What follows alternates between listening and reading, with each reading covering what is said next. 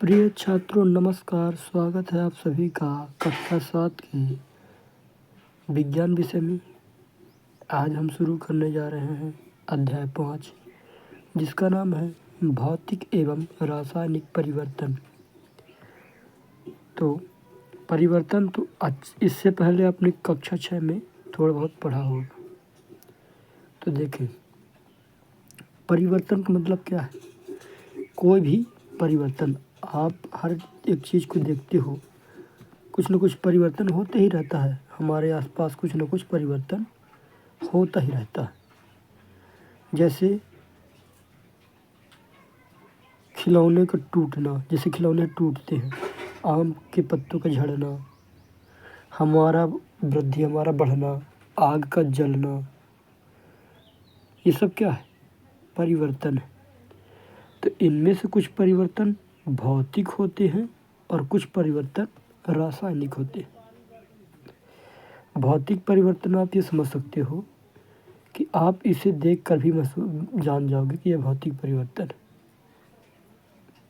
ठीक, भौतिक परिवर्तन में यह होता है कि वह फिर से प्राप्त किया जा सकता है। ठीक, तो इसको हम पढ़ेंगे फिर समझेंगे अच्छे से।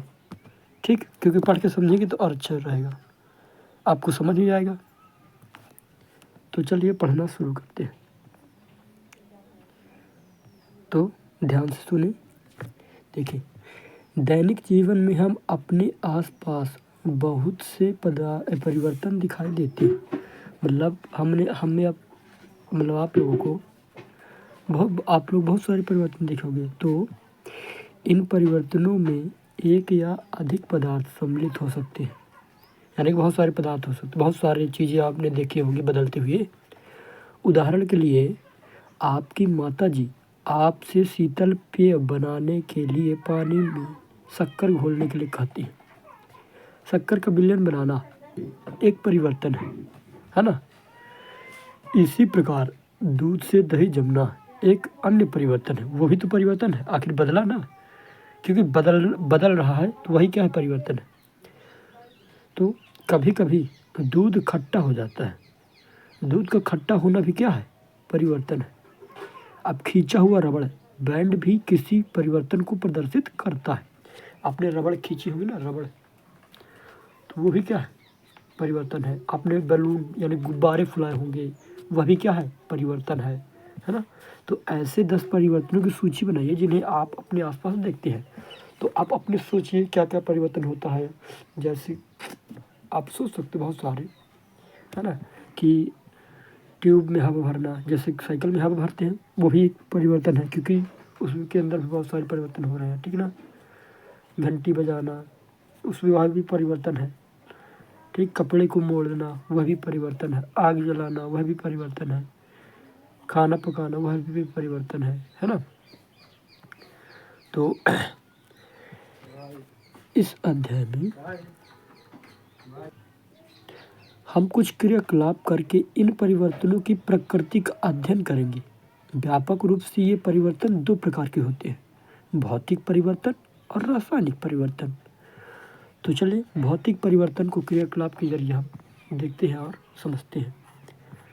तो कागज के एक टुकड़े को 4 वर्गाकार टुकड़ों में काटिए। ठीक, फिर मतलब लास्ट में इस तरह आपका रिजल्ट आएगा। ये जो दिखाई दे रहा है ना, इस तरह आएगा। ठीक ना। तो इसको पहले पढ़ते हैं। देखो क्या लिखा है। एक वर्गाकार शीट ले लेनी है कागज़ की, फिर उसको 4 बराबर भागों में क्या कर लेना है? काट देना है। फिर पुनः 4 टुकड़ों में अब प्रत्येक वर्ग को पुनः 4 टुकड़ों में काटिए।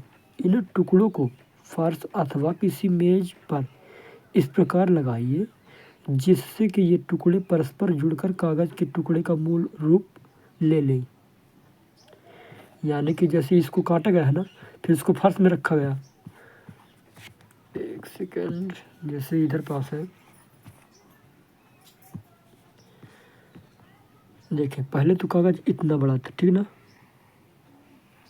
कागज इतना बड़ा था। अच्छा सॉरी, चित्र नहीं आ रहा अच्छे से। देखिए पहले तो कागज इतना बड़ा था, लगभग, जैसे इतना बड़ा था कागज़, ठीक। फिर इसको क्या किया गया, काटा गया। अब फिर काट काट के क्या कर दिया जाएगा, मेज़ पर रखा गया। जब मेज़ पर रखा गया तो जैसे कागज़ पहले वाला था उसी भले ही कटा है, काटा ठीक है, लेकिन आखिर वही आकार ले लिया ना, जितना बड़ा पहले कागज़ था उतने ही आकार का ले लिया, है ना। तो यही यहाँ पर समझाया जाएगा। तो मूल आकार ले ले। तो स्पष्ट रूप से आप टुकड़ों को पुनः जोड़कर मूल रूप नहीं बना सकते, लेकिन क्या कागज़ के गुण में कोई परिवर्तन हुआ? देखें, जैसे आपने काटा है कैंची से, तो क्या वो है उसी तरह बन जाएगी जैसे पहले जुड़ा हुआ था? उस तरह तो नहीं जुड़ेगा, लेकिन तब भी तो वह कागज़ ही है, उसमें कागज़ का ही गुण कहलाएगा, है ना। फिर अब अगला क्रियाकलाप, अपनी कक्षा के चॉक बोर्ड के आसपास फर्श पर गिरे चॉक पाउडर को एकत्रित कर लें, अथवा चॉक के एक छोटे टुकड़े का चूर्ण यानी कि पाउडर बना लें। इस पाउडर में थोड़ा जल मिलाकर पेस्ट बना लें। इसे चॉक के आकार में बेलकर सूखने दें। क्या आप चॉक के चूर्ण से फिर चॉक बना सकते हैं? तो देखें, आपने ब्लैक बोर्ड तो देखा है, ठीक। तो जब ब्लैक बोर्ड होता है, ठीक ना, ये जैसे ब्लैक बोर्ड है, तो यहाँ पास कुछ लिखेंगे चॉक से, है ना, कुछ भी लिखे यहाँ पास, तो इसका झरझर चॉक का झरझर के नीचे पड़ा रहेगा फर्श पर, है ना, इस तरह पड़े रहेगा छोटे छोटे डस्ट। फिर आप क्या करोगे, इस डस्ट को एकत्र करके और उसमें क्या कर लोगे, जैसे डस्ट को एकत्रित किया, अब इसमें क्या कर दोगे, पानी ऐड कर लोगे। फिर पानी ऐड करके फिर उसको फुला करके पानी ऐड करके फिर उसका रोल बना लोगे, गोल गोल इस तरह करके रोल बना लोगे। तो आखिर चौक जैसे हो जाएगा ना, वो भी जैसे चौक पहले वाला था जिससे लिख रही थी मैम या फिर सर, तो उसी तरह का आकार मिल जाएगा चौक का। तो यही तो बोला गया है, ठीक, कि इस तरह फिर से पुनः प्राप्त किया जा सकता है, फिर से बनाया जा सकता है, ठीक। अब अगला देखते हैं, कांच या प्लास्टिक के कटोरे में थोड़ी बर्फ़ लीजिए। बर्फ़ में थोड़े से भाग के पिघलने तक बर्तन को धूप में रखें। अब आपके पास बर्फ़ और जल का मिश्रण होगा। अब कटोरे को हिमकारी मिश्रण यानी बर्फ़ और नमक में रख दें। क्या जल फिर से ठोस बन गया? ठीक, तो आप इसको प्रयोग करके जब देखोगे तो वह तो काम बन जाएगा, ठीक।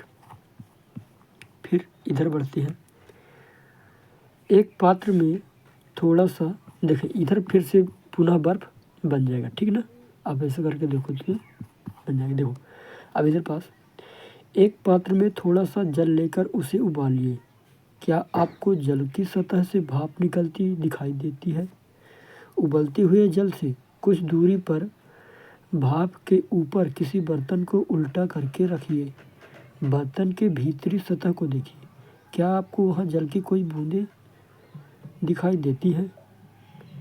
तो जैसे खाना बनता है, ठीक, तो मान के चलिए कोई बर्तन है, ठीक कोई बर्तन है, इधर पास आग जलाई गई है, ठीक। तो पानी जैसे इधर भरा है तो भाप बन के उड़ेगा पानी। तो इधर पास क्या करोगे, आप कोई बर्तन ले लोगे, इधर पास ऐसे दूर से मतलब इस तरह रखोगे, फिर इधर भाप टकरा करके क्या छोटे छोटे बूंद बन जाएगी इधर पास। ज़्यादा अगर इसी तरह देर तक रखे रहोगे तो पानी टप टप यहाँ चूने लगेगा, मतलब गिरने लग गया। आपने देखा होगा बहुत जगह, या फिर जब मम्मी खाना बनाएगी, ठीक है ना, तो जब गर्म खाना खाने जाते हो तो जब मतलब जो मूंदा हुआ मुंदना जिसे बोलते हैं उसको जब हटाते तो उधर पास पानी पानी लगा रहता है। तो यह भी देख लिए, फिर से देखो पानी उसी तरह मिल गया। थोड़ा सा सावधानी पढ़ लेते हैं, ठीक ना। देखो बूंद फिर से दिखाई देगा ना आपको, सावधानी पढ़ना बहुत ज़रूरी होता है। देखो ज्वाला पर कार्य करते समय सावधानी बरतें, यानी कि आग आग वाला जो काम कर रहे हो ना, तो उसमें बहुत सावधानी रखनी चाहिए, है ना। बिना किसी बड़े के सहायता से अपने खुद से नहीं करना चाहिए, है ना। जब तक बड़े ना हो तब तक नहीं करना चाहिए। अब उपयोग किए जा चुके लोहे की आरी के ब्लेड को चिमटे से पकड़िए। ब्लेड के मुक्त सिरे के अग्रभाग को गैस स्टोव की ज्वाला पर रखिए। कुछ मिनट तक प्रतीक्षा कीजिए। क्या ब्लेड के अग्रभाग के रंग में कोई परिवर्तन होता है? ब्लेड को ज्वाला से हटाइए। कुछ समय बाद अग्रभाग पुनः देखिए। क्या इसका पहले वाला रंग वापस आ जाता है? तो देखें, तो जब गर्म करोगे तो लोहा कैसा हो जाएगा? लाल हो जाएगा। अब फिर जब धीरे धीरे धीरे आग से दूर कर दोगे तो जैसे पहले था उसी तरह उसका रंग हो जाएगा, है ना। तो अभी हम भौतिक परिवर्तन देख रहे हैं, इसलिए फिर से उसी तरह लौटा जा रहा है, फिर से वही परिवर्तन हो रहा है, मतलब वही चीज़ आ जा रहा है जो कि पहले है। तो क्रियाकलाप 1 से लेकर के 2, मतलब हाँ, में आपने देखा कि कागज तथा चौक के आमाप में परिवर्तन हो रहा है या फिर हो जाता है। कागज और चाक के आमाप में परिवर्तन हो जाता है। फिर क्रियाकलाप 5.3 और 5.4 में जल की अवस्था परिवर्तित हो जाती है, जैसे कि ठोस से द्रव में और द्रव से गैस में, है ना। और क्रियाकलाप 5 में आरी के ब्लेड का रंग गर्म करने पर क्या हो जाता है? फिर से उसी तरह आ जाता है जैसे पहले था। तो इससे क्या निष्कर्ष निकाले कि पदार्थ के आकार, आमाप, रंग और अवस्था जैसे गुण उसके भौतिक गुण कहलाते हैं। तो भौतिक गुण क्या कहलाते हैं? किसी भी पदार्थ का आकार, आमाप यानी साइज और उसका रंग उसका भौतिक गुण कहलाता है। तो वह परिवर्तन जिसमें किसी पदार्थ के भौतिक गुणों में परिवर्तन हो जाता है भौतिक परिवर्तन कहलाता है। ऐसे परिवर्तन सामान्यतः उत्क्रमणीय होते हैं। ऐसे परिवर्तन में कोई नया पदार्थ नहीं बनता। तो देखो, अब इसको समझना थोड़ा ज़रूरी है, बहुत ज़्यादा, ठीक। ये बात बहुत ज़्यादा इम्पोर्टेंट कहलाती है, बहुत ज़्यादा इम्पोर्टेंट है, ठीक। देखें, भौतिक गुण क्या क्या है? पदार्थ का आकार, साइज और रंग। अभी इतने सारे प्रयोग किए ना, तो आमाप भी जैसे कि आकार, जैसे कागज़ का आकार चेंज हो जाता है, और साइज भी देखे हो आप कि जैसे चौक का देखे तो छोटे छोटे टुकड़ों से हमने फिर पुनः बना लिया। रंग भी देखे, जब लोहे को गर्म किया तो लाल हो गया था, फिर पहले वाली स्थिति में आ गया था। तो ये सब क्या है? पदार्थ के भौतिक गुण। तो भौतिक गुण में परिवर्तन ही क्या कहलाएगा? भौतिक परिवर्तन। तो क्या परिभाषा यही तो लिखा है कि वह परिवर्तन जिसमें किसी पदार्थ के भौतिक गुणों में परिवर्तन हो जाता है, तो क्या कहलाता है?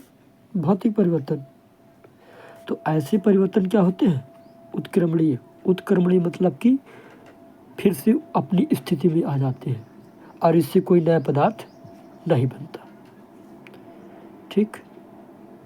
तो यह आपको समझ में आ गया होगा। तो देखो, भौतिक परिवर्तन में क्या होता है कि आप परिवर्तन किए और आप उसी पुनः स्थिति में उसी को ला सकते हैं।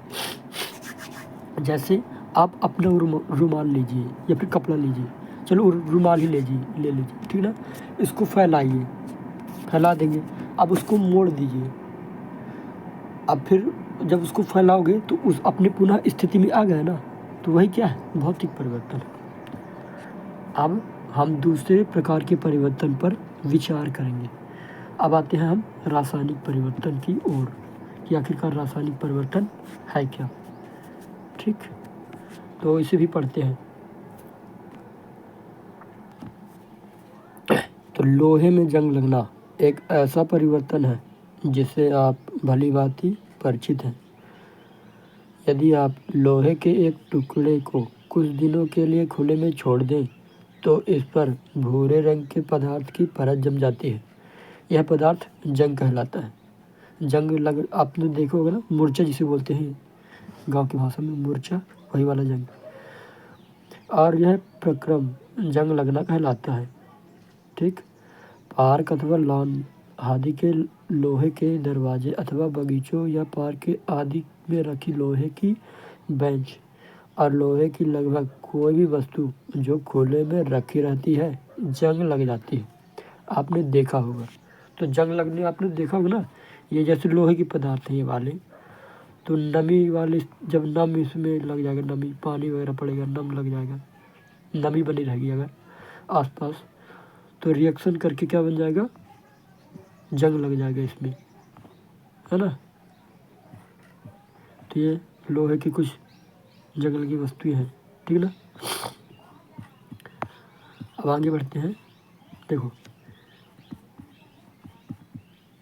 आपने देखा होगा कि घर में रखी कुल्हाड़ी और हथौड़ा आदि को वायु में कुछ दिन तक खुला रख देने पर उनमें जंग लग जाती है। रसोई में लोहे का गीला तवा कुछ समय तक खुला छोड़ देने पर उसमें जंग लग जाती है। जंग लोहा नहीं है। जंग लोहा नहीं है। जंग उस पदार्थ से भिन्न होता है जिस पर यह लगती है। तो जो जंग लग जाता है ना, वो असल में लोहा नहीं है, ठीक ना, कि आप भी उसे अब लोहा समझने लगो। वह लोहे से बहुत ज़्यादा अलग होता है। ठीक। इससे फिर समझेंगे कि क्या कैसा है। तो देखो, आइए हम कुछ ऐसे और परिवर्तन पर विचार करें जिनमें नए पदार्थ बनते हैं। तो देखो, इसमें भी नया पदार्थ बना है। जैसे लोहे में जंग लगा ना, तो जो जंग है तो वह जंग असल में लोहा नहीं है। ठीक। वो नया ही पदार्थ बन गया है। तो शिक्षक द्वारा निर्देश किए जाने वाली तो सावधानी, सबसे पहले सावधानी बहुत ज़्यादा जरूरी होता है। देखो, मैग्नीशियम के जलते हुए फीते यानी कि तार की ओर लंबी अवधि तक देखना हानिकारक होता है। शिक्षकों को बच्चों को बताना चाहिए कि वे जलते हुए मैग्नीशियम की ओर अधिक समय तक टकटकी लगाकर नहीं देखें। तो मैग्नीशियम जो जलता है ना, उसको लगातार नहीं देखना है, वरना आंखें की रोशनी भी जा सकती है या फिर आँख कमज़ोर हो सकते हैं। तो मैग्नीशियम के तार है तो उसको जलाया गया है। इससे ना बहुत ज़्यादा तेज़ रोशनी निकलती है मैग्नीशियम को जलाने से। खैर, मैग्नीशियम की पतली पट्टी अथवा तार का टुकड़ा लीजिए। तो ये आप लोग नहीं करेंगे इसको, अगर आपके स्कूल में है तो अच्छी बात, नहीं तो आप पढ़कर ही समझिए। तो इसके सिरों को रेगमाल से साफ कीजिए। रेतमाल भी बोलते हैं। तो रेतमाल आपने नाम सुना होगा ना, जिससे जैसे साइकिल पंचर हो जाती है तो रगड़ के फिर से चिपका देते हैं ट्यूब रेतमाल से। चाहे रेगमाल बोल दो और फिर रेतमाल बोल देते हैं, है ना। तो रेगमाल से क्या करना है, उसको साफ कर देना। फिर सिरों को मोमबत्ती की लौ के पास लाइए। यह चमकदार श्वेत प्रकाश देती है। जब वह जलने लगेगा मैग्नीशियम तो कैसा रंग देगा, एकदम सफ़ेद जलने लगेगी। पूरी तरह जलने के बाद कुछ श्वेत भस्म शेष बच जाएगी, यानी कि उससे कुछ राख टाइप निकलेगा। तो क्या भस्म मैग्नीशियम के फीते जैसी लगती है? इस परिवर्तन को निम्नलिखित समीकरण द्वारा व्यक्त किया जा सकता है। तो मैग्नीशियम ऑक्सीजन, तो मैग्नीशियम ऑक्साइड बना। तो देखो, मैग्नीशियम को हमने जलाया किसकी उपस्थिति में, ऑक्सीजन की उपस्थिति में, क्योंकि कोई भी चीज़ कब कैसे जलेगी, तो जब ऑक्सीजन होगा तभी तो जलेगी। तो मैग्नीशियम को ऑक्सीजन की उपस्थिति में जलाए तो हमें क्या प्राप्त हुआ, इस मैग्नीशियम को ऑक्सीजन की उपस्थिति में जलाए तो हमें क्या प्राप्त हुआ, मैग्नीशियम हाइड्रोक्साइड। ठीक। और ये इसके सूत्र हैं मैग्नीशियम हाइड्रोक्साइड का। ऑक्सीजन का ये सूत्र हो गया, मैग्नीशियम का ये वाला हो गया। ठीक, थोड़ा सी फिर इसको बाद में पढ़ेंगे। तो भस्म को एकत्रित करके इसमें जल की कुछ मात्रा मिलाइए। तो मिश्रण को अच्छी तरह हिलाइए, मतलब अच्छे से मिलाना है। तो मिश्रण का लाल और नीले लिटमस पेपर से परीक्षण कीजिए। अभी इससे पहले 4 पार्ट में पढ़ा था, है ना। तो उन लिटमस पेपर से परीक्षण करना है। क्या मिश्रण लाल लिटमस पेपर को नीला कर देता है? क्या मिश्रण नीले लिटमस पेपर को लाल कर देता है? इस परीक्षण के आधार पर आप जलीय विलयन को किस रूप में वर्गीकृत करेंगे, अम्लीय अथवा क्षारीय? भस्म को जल में घोलने पर यह नया पदार्थ है। इस परिवर्तन को निम्नलिखित समीकरण के द्वारा व्यक्त किया जा सकता है। तो थोड़ा सा पहले इसको पढ़ लें। ध्यान दें यहाँ लिखी समीकरण गणित की प्रयुक्त समीकरणों से भिन्न है। इस प्रकार के समीकरण में तीर का अर्थ है बनना या फिर हो जाना। इस पुस्तक में रासायनिक समीकरणों को संतुलित करने का कोई भी प्रयास नहीं किया जा रहा है और ना ही यह छात्र से अपेक्षित है ना। तो यही तो कि जब मैग्नीशियम को हमने जलाया ऑक्सीजन की उपस्थिति में, तो हमें क्या मिला, मैग्नीशियम ऑक्साइड। तो तीर का चिन्ह क्या बताता है कि कोई भी चीज़ मिला या फिर बना। ठीक, तो इधर लिखा है, जैसा कि आपने का अध्याय 4 में पढ़ा था, मैग्नीशियम हाइड्रोक्साइड एक क्षारक है। अतः मैग्नीशियम ऑक्साइड एक नया पदार्थ है जो मैग्नीशियम के जलने पर बनता है। अभी मैग्नीशियम जलाई थी ना, तो बना था। मैग्नीशियम हाइड्रोक्साइड एक अन्य नया पदार्थ है जो मैग्नीशियम ऑक्साइड को जल में घोलने पर बनता है। तो देखो, थोड़ा सा अब समझने की प्रयास कीजिए, ठीक ना। देखिए, जब मैग्नीशियम को ऑक्सीजन की उपस्थिति में जलाया गया, ठीक, तो हमें क्या प्राप्त हुआ, मैग्नीशियम ऑक्साइड। और फिर इस मैग्नीशियम ऑक्साइड, वो जो पाउडर मिला, ये मैग्नीशियम ऑक्साइड, इसमें इसको हमने कहाँ घोला, जल में। कहाँ घोला, जल में। जब जल में घोला तो हमें पता क्या मिला, मैग्नीशियम हाइड्रोक्साइड। हमें क्या मिला, मैग्नीशियम हाइड्रोक्साइड। तो मैग्नीशियम हाइड्रोक्साइड कैसे बना, तो ये मैग्नीशियम हाइड्रोक्साइड है। जल को हमने मिलाया तो परिवर्तन, रासायनिक परिवर्तन हुआ, तो जिसके कारण से क्या बन गया, मैग्नीशियम हाइड्रोक्साइड। देखो हुआ का क्या था, थोड़ा समझने का प्रयास कीजिए। देखो, हम क्या किए थे, अपने Mg यानी कि मैग्नीशियम को किसकी उपस्थिति में, O2 यानी कि ऑक्सीजन की उपस्थिति में जलाया था। तो हमें क्या प्राप्त हुआ था, मैग्नीशियम ऑक्साइड प्राप्त हुआ था। और फिर इस मैग्नीशियम ऑक्साइड को हमने किससे, जल में मिश्रित किया, यानी कि पानी में। तो यह परिवर्तित हो करके कहीं बना, मैग्नीशियम हाइड्रोक्साइड, यानी कि MgOH2, यहाँ पास जो लिखा है। तो अभी ये सूत्र वाला खेल। तो अब इसको देखो, यहाँ देखो, ये मैग्नीशियम हाइड्रोक्साइड था, है ना, जो हमने मैग्नीशियम को जलाया तो ये प्राप्त हुआ था। फिर हमने पानी के साथ इसको क्या किया, मिलाए, तो हमें कौन सा पदार्थ नया मिला, मैग्नीशियम हाइड्रोक्साइड। तो ठीक,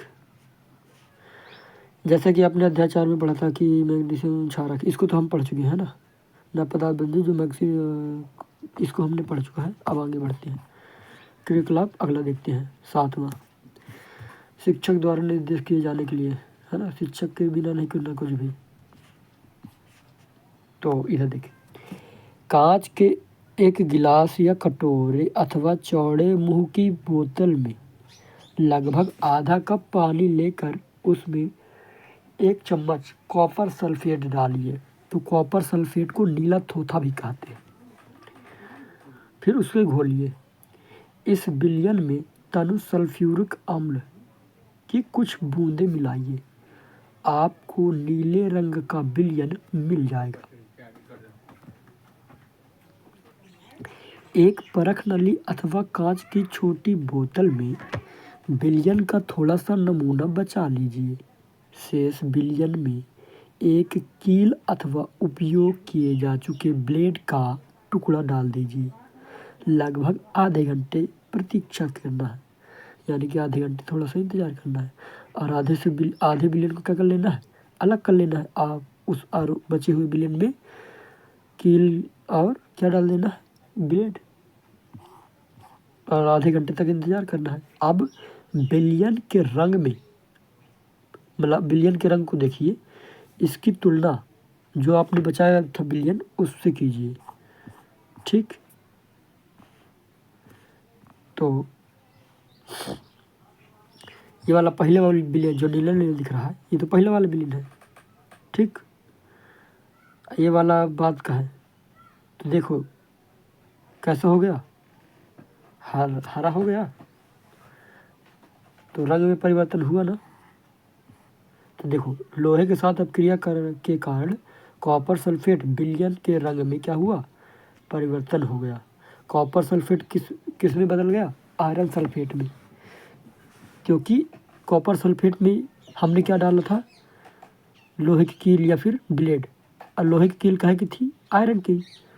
तो कॉपर सल्फेट से क्रिया करके क्या बना लिया, आयरन सल्फेट। क्या आपको विलयन के रंग में कोई परिवर्तन दिखाई देता है? बिल्कुल दिखाई देता है। पहले विलयन नीला था, उसमें जब कील उल डाला आपने ये ब्लेड, तो विलयन कैसा हो गया, हरा। फिर कील अथवा ब्लेड को बाहर निकाल लीजिए। क्या इसमें कोई परिवर्तन दिखाई देता है? आपको जो परिवर्तन दिखाई देते हैं वे कॉपर सल्फेट और लोहे के बीच अभिक्रिया के कारण होते हैं। विलयन के रंग का नीले से हरा हो जाना एक नया परिवर्तन है ना, एक नया पदार्थ है या फिर नया परिवर्तन है। आखिर नया पदार्थ बना ना, नया पदार्थ कौन सा बना था, आयरन सल्फेट। तो आयरन सल्फेट के बनने के कारण होता है लोहे के कील पर भूरा निक्षेप कॉपर या तांबे की परत के कारण होता है, जो एक अन्य नया पदार्थ है। हम इस अभिक्रिया को निम्न प्रकार से व्यक्त कर सकते हैं। कॉपर सल्फेट में क्या, कॉपर सल्फेट नीला होता, ठीक ना, प्लस क्या, लोहा, तो क्या बना, आयरन सल्फेट का विलयन बना। और कौन सा रंग प्राप्त हुआ, हरा रंग। और कॉपर का निक्षेप जो निकला वो कैसा था, भूरा था। ठीक, देखें हमने कॉपर सल्फेट बनाया, ठीक ना, लिया, ठीक, उस कॉपर सल्फेट विलयन जैसे बनाए हमने, तो उस विलयन में क्या डाला था अपन ने, लोहा, जैसे कील और वो ब्लेड डाली थी ना, तो वही वाला लोहा। ठीक, तो ये दोनों रिएक्ट करके, ये रिएक्शन करके क्या बनाए, आयरन सल्फेट बनाए। क्या बनाए, आयरन सल्फेट। तो जिस कारण से कौन सा रंग प्राप्त हो गया, हरा रंग प्राप्त हो गया। पहले नीला था तो आयरन सल्फेट बना, और कौन सा रंग प्राप्त हुआ, हरा रंग। फिर जो कॉपर सल्फेट था तो उसका कुछ निक्षेप निकला, निक्षेप, या आप उसको समझ सकते हो वेस्ट मटेरियल समझ सकते हो, ऐसा कुछ। तो उससे कुछ नया ही पदार्थ बना जो कि कॉपर, ठीक ना, यही कॉपर सल्फेट से ये कॉपर, तो कैसे, किस रंग का था, भूरे रंग का। तो यह भी एक नया पदार्थ है, यह भी एक नया पदार्थ है, और यह भी एक नया पदार्थ है। यह आयरन सल्फेट नया पदार्थ। हरा रंग देखो पहले नीला था, अब हरा रंग हो गया। ये कॉपर सल्फेट बदल कर काहे में परिवर्तित हो गया, कॉपर में, और उसका रंग कैसा था, भूरा। अब अगला देखते हैं। तो किसी परख नली में लगभग 1 चम्मच सिरका लीजिए। सिरका तो आप जानते हो ना, अम्लीय होता है। खैर, तो सिरका ले लेना है। इसमें चुटकी भर खाने का सोडा डालना है। खाने का सोडा डाल देना सिरके में। आपको एक बुदबुदाहट की ध्वनि सुनाई देगी, ऐसे चुट चुट चुट चुट, या फिर उबलते हुए, और गैस के बुलबुले भी निकलते दिखाई देंगे। ठीक ना। इस गैस को चित्र में दिखाई गई व्यवस्था के अनुसार ताजे बने चूने के पानी से गुजारिए। चूने का पानी तैयार कैसे करना हो तो अध्याय 4 में था। तो चूने के पानी में क्या परिवर्तन होता है? परख नली में परिवर्तन निम्न प्रकार से होता है। तो क्या क्या देखो, एसिटिक एसिड यानी कि सिरका में हमने क्या मिलाया? खाने का सोडा यानी कि सोडियम हाइड्रोजन बाइकार्बोनेट। ठीक ना, सोडियम हाइड्रोजन कार्बोनेट वही। तो क्या बना? कार्बन डाइऑक्साइड निकला और एक अन्य पदार्थ भी बना।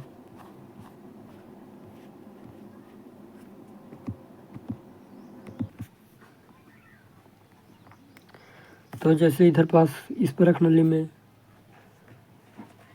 डाले, ठीक, वही सिरका में खाने का सोडा, तो बुलबुले की चुट चुट के आवाज आएगी और गैस निकलेगी।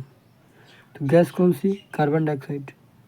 और चूने के पानी में जब इस तरह ये एक और परख नली में ये डंडी की सहायता से जब वह गैस उड़ उड़ के कहाँ जाएगी? परख नली, मतलब परख नली की सहायता से चूने के पानी में, फिर वहाँ से रिएक्ट करके क्या होगा? देखो, कार्बन डाइऑक्साइड निकला और चूने के पानी में क्या हो रहा है? जा रहा है। तो कैल्शियम कार्बोनेट हो जाएगा, बन जाएगा। तो इधर हाँ, कार्बन डाइऑक्साइड और चूने के पानी के बीच अभिक्रिया निम्न प्रकार से होती है।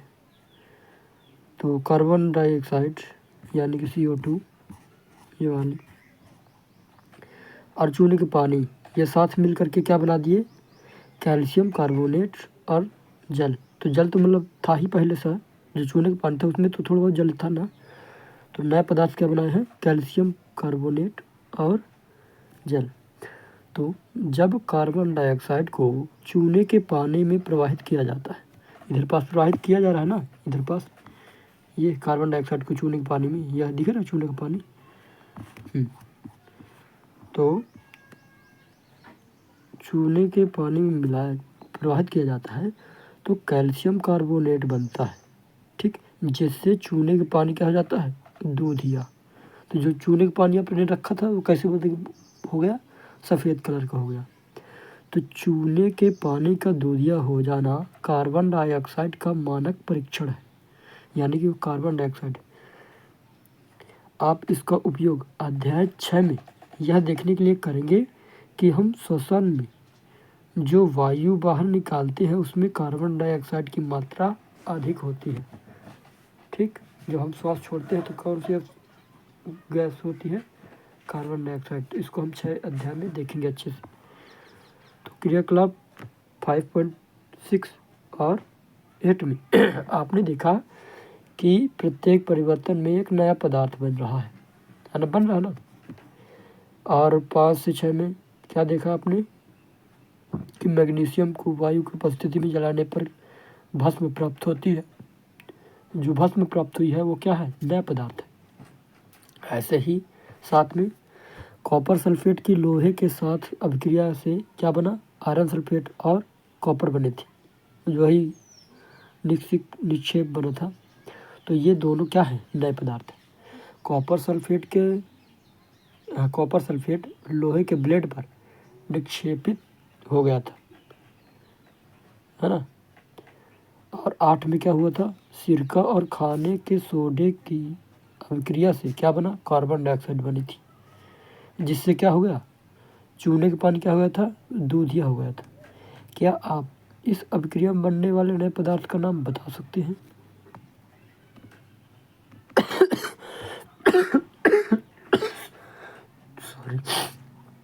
सॉरी। तो तो क्या आप इस अभिक्रिया में बनने वाले नए पदार्थ का नाम बता सकते हैं? तो वो क्या बना था? कैल्शियम कार्बोनेट, है ना।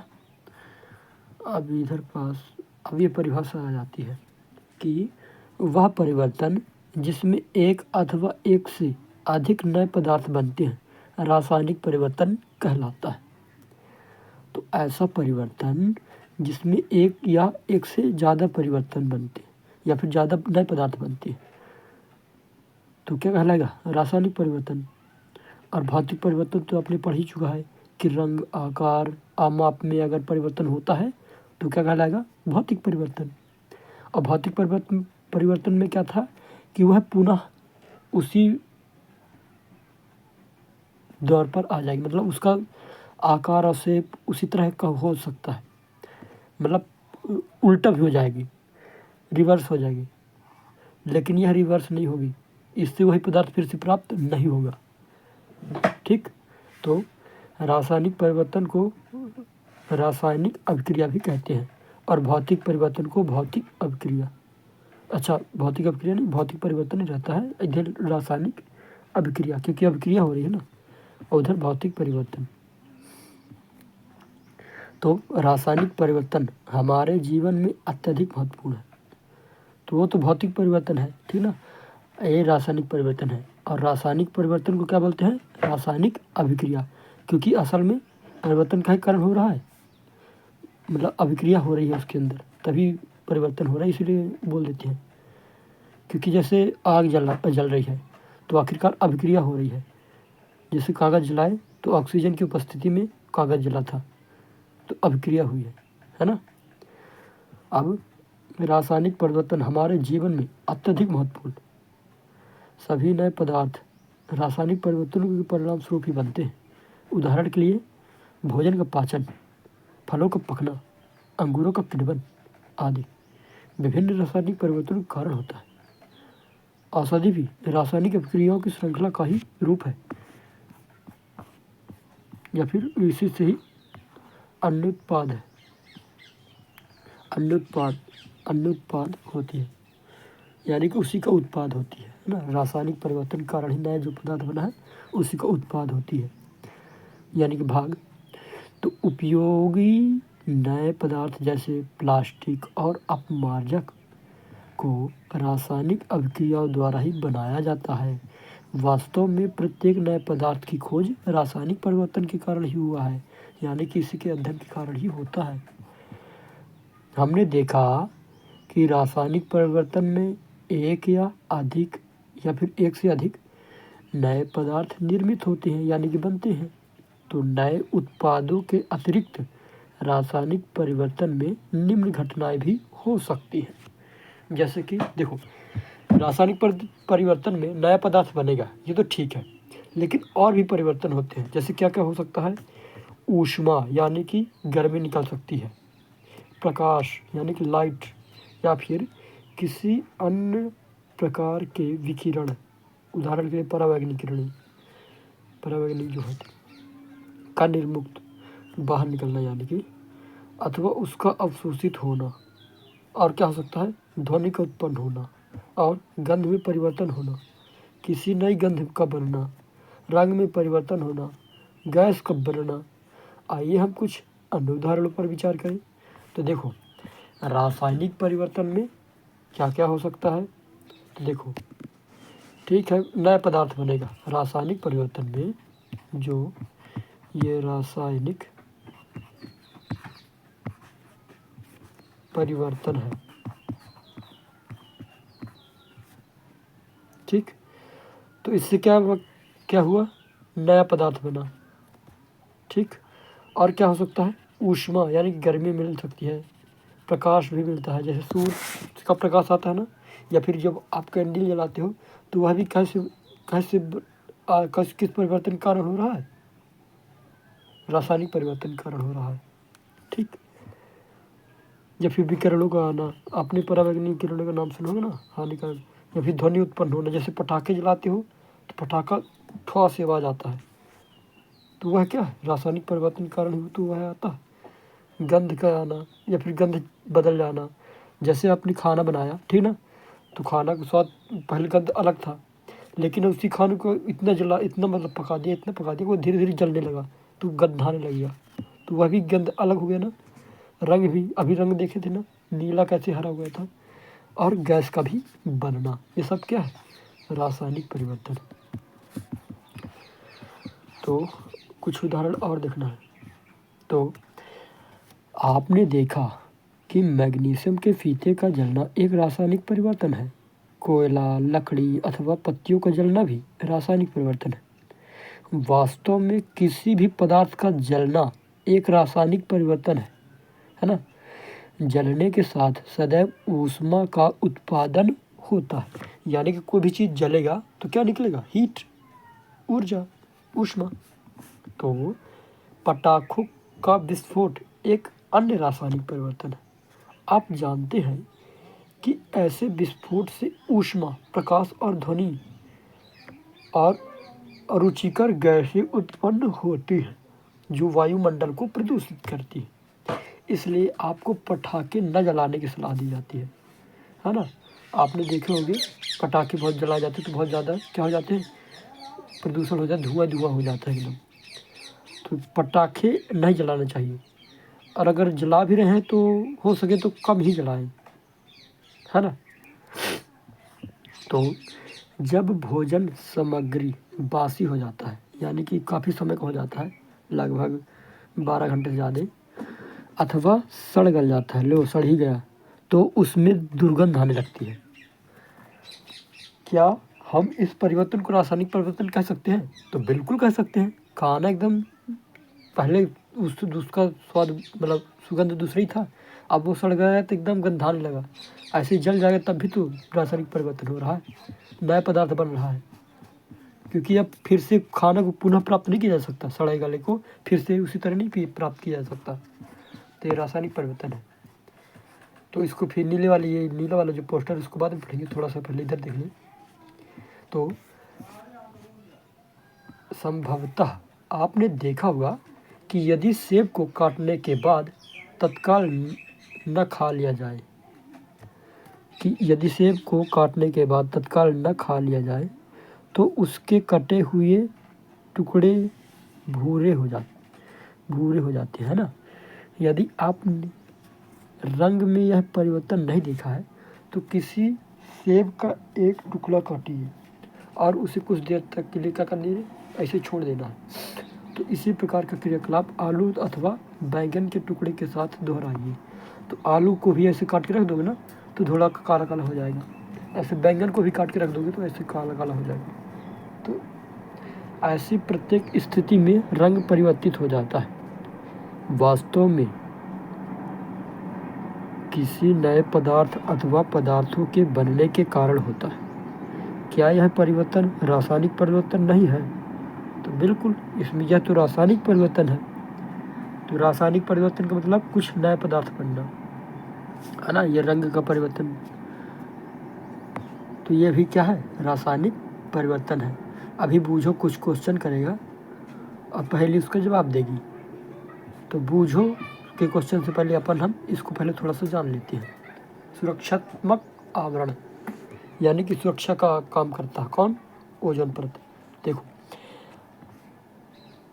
हाँ ठीक है, आपने वायुमंडल में ओजोन परत के बारे में अवश्य सुना होगा।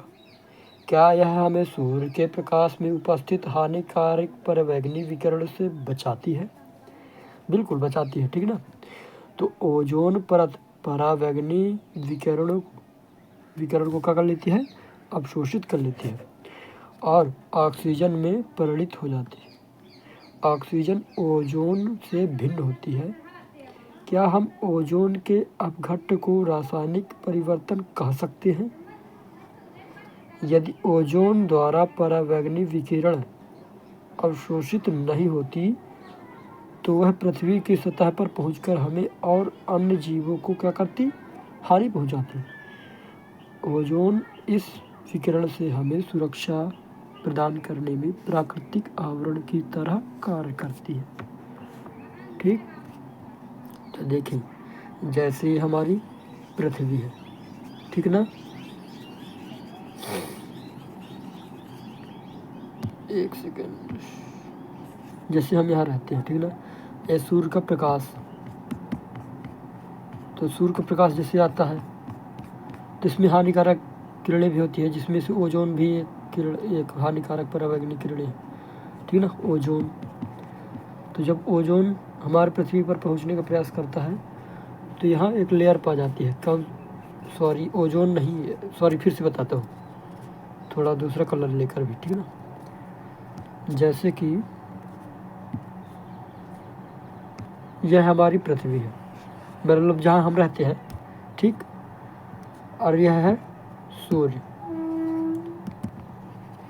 तो यहाँ से प्रकाश आया, तो प्रकाश में बहुत सारी किरणें होती हैं, यूवी किरणें, है ना, बहुत सारी परावैंगनी किरणें होती हैं, ठीक। तो जब आएगा यहाँ पास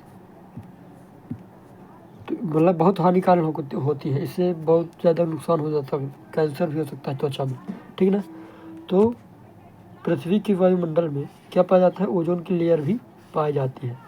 तो जब हानिकारक परावैंगनी किरण आएगी तो ओजोन परत क्या कर लेगी, इस हानिकारक परावैंगनी किरणों को अवशोषित कर लेगी, क्या कर लेगी, अवशोषित कर देगी, और डायरेक्ट हमारे पृथ्वी पर आने से बचा लेगी, किसको, ये हानिकारक किरणों को, और किस में बदल देगी, ऑक्सीजन के अणु में।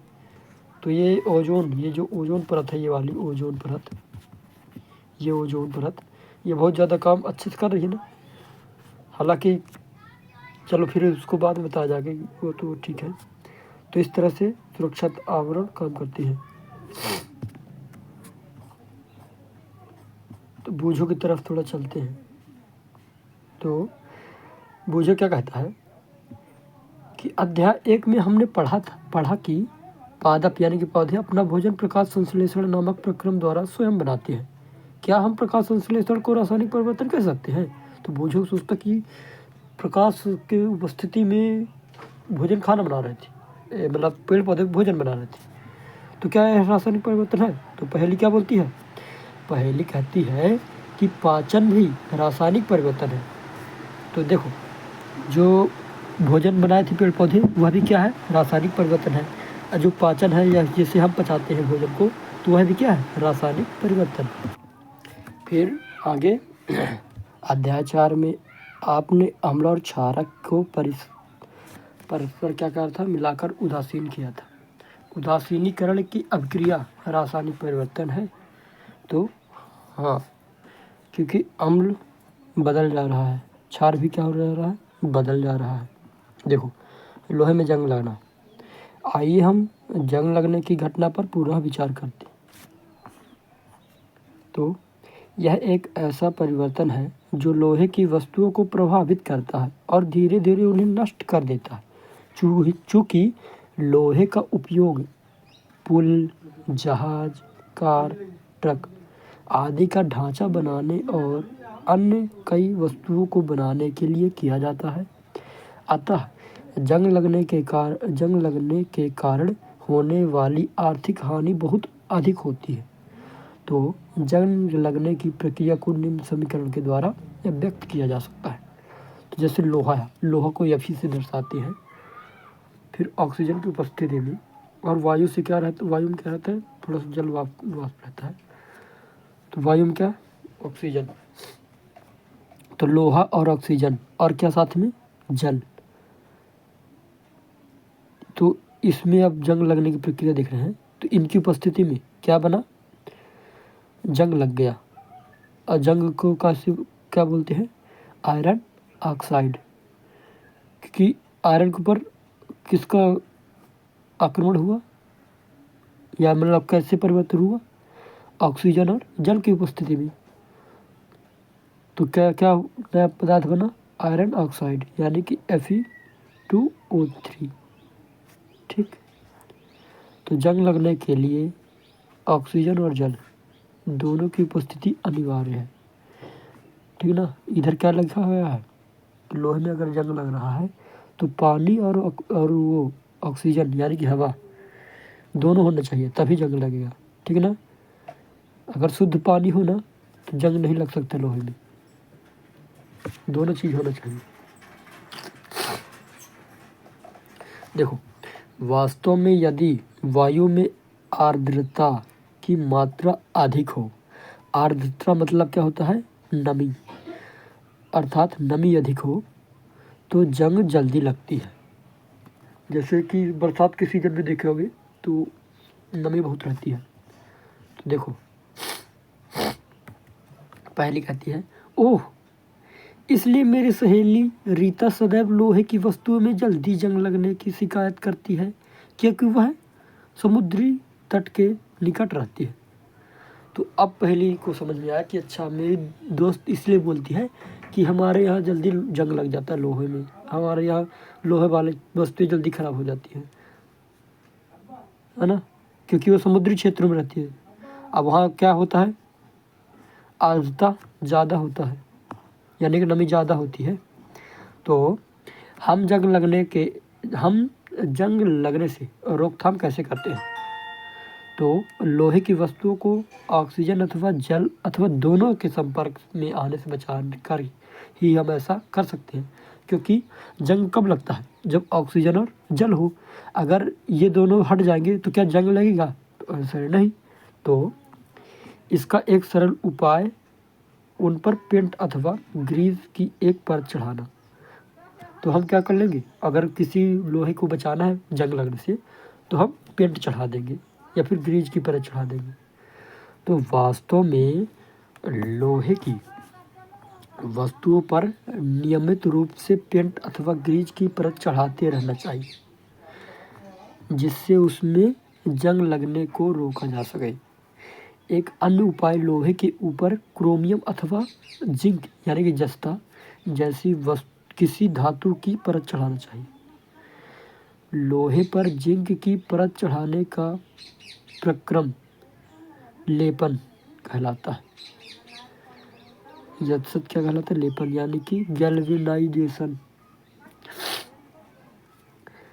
आपने अपने घरों में पानी की आपूर्ति के लिए उपयोग होने वाले लोहे के पाइप यस्सद लेपित होते हैं। यस्सद क्या होते हैं? लेपित होते हैं, यानी कि लेपन के द्वारा, तो जिससे उसमें क्या नहीं लगता, जंग। देखो, भले ही उससे पानी निकल रहा है ना, पानी पड़ रहा है, तब भी जंग नहीं लग रहा, क्योंकि जिंक की परत चढ़ी है। ठीक ना? तो क्या आप जानते हैं कि पानी के जहाज लोहे के बने होते हैं और उनका एक भाग हमेशा पानी में डूबा रहता है। पानी के ऊपर के भाग पर भी जल की बूंदें गिरती रहती हैं। यही नहीं, समुद्र के पानी में अनेक लवण भी पाए जाते हैं। लवण युक्त जल जंग लगने प्रक्रम की दर को बढ़ा देते हैं। अतः जहाज़ों पर पेंट करने के बाद भी उन्हें जंग लगने से काफ़ी क्षति होती है।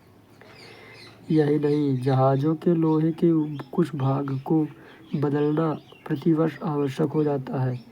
क्या आप विश्व में जंग लगने से होने वाली कुल आर्थिक हानि की कल्पना कर सकते हैं? तो जो आपने जहाज़ देखे हैं, कहाँ? समुद्रों में, है ना, टीवी में देखे होंगे या फिर पोस्टर वगैरह में, तो उसका अधिकांश भाग काहे का बना होता है? लोहे का ही बना होता है। अब सोचो, लोहा तो हमें वो वाला पदार्थ कहाँ रहता है? पानी में ही रहता है ना। ठीक है, उसमें परत चढ़ा दी गई, तब भी तो आखिर इतने समय तक पानी में बहुत सारे लवण होते हैं, है ना। पानी में मतलब समुद्र के पानी में बहुत ज़्यादा लवण होते हैं, और लवण करते क्या है, और जंग लगने की प्रक्रिया को और बढ़ा देते हैं। तो सोचो, बहुत ज़्यादा नुकसान होता है। ठीक ना?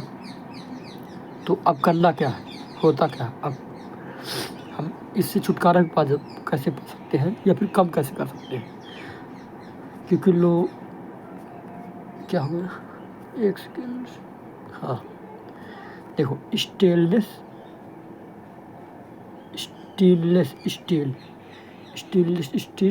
स्टील लोहे में कार्बन और क्रोमियम, निकेल तथा मैग्नीज जैसी धातुओं को मिलाकर बनाया जाता है, जिसमें जंग नहीं लगती। तो यहाँ पास एक सेकेंड, हाँ,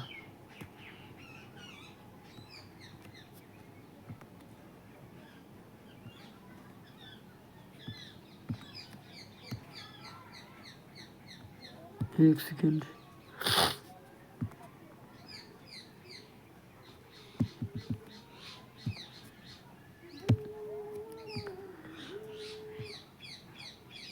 हाँ, स्टेनलेस, ये स्टेनलेस स्टील जो है तो इसको बनाया गया, ठीक, कार्बन और क्रोमियम और निकल के साथ।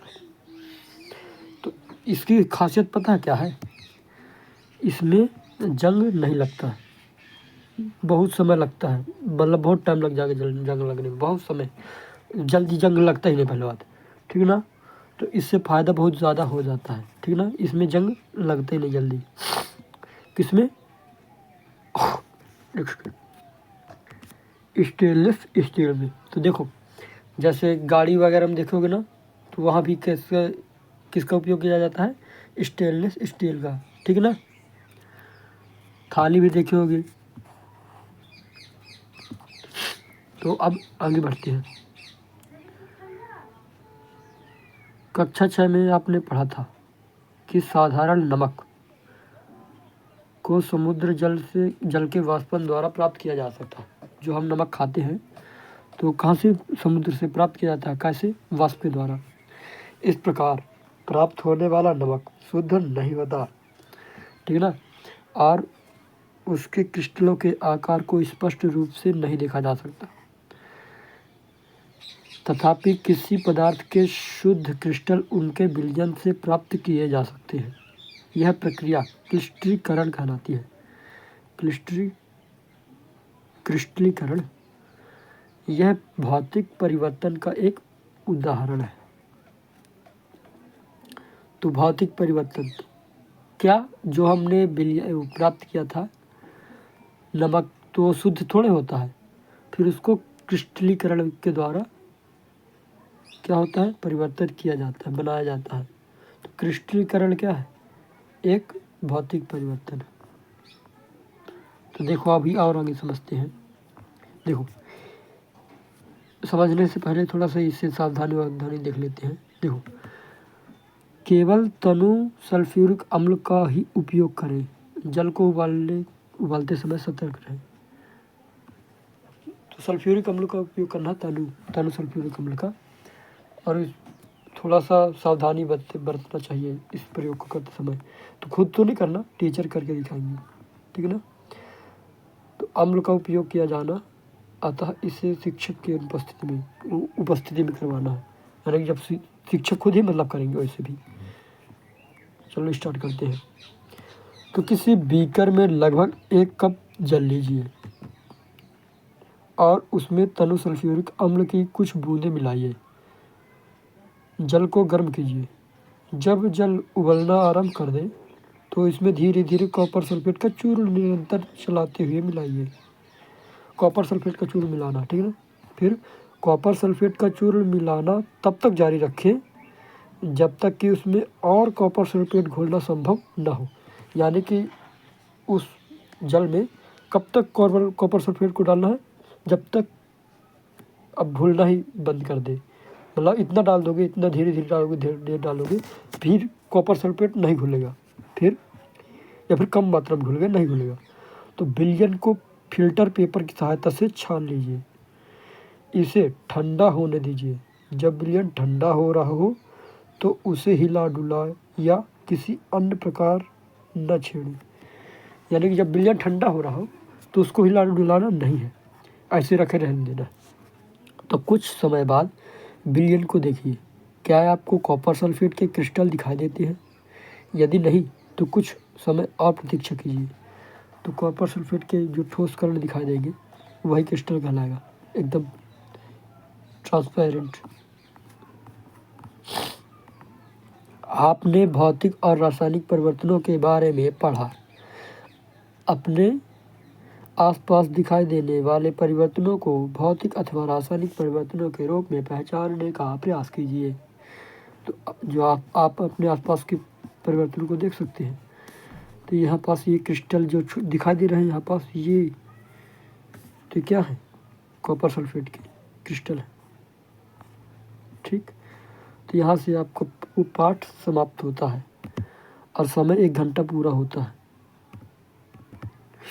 तो हमने यहाँ पर सीख लिया। प्रश्न उत्तर फिर बाद में करेंगे जब आप कहेंगे, ठीक। इसको भी देख लेना आपने क्या सीखा। देखो प्रमुख शब्द तो ज़्यादा इम्पोर्टेंट जो रहते हैं, तो देखो रासायनिक परिवर्तन ने देख लिया अपन लोग, है ना। रासायनिक परिवर्तन को क्या बोलते हैं? रासायनिक अभिक्रिया। तो रासायनिक परिवर्तन क्या है? जिसमें से नया पदार्थ बनता है ना।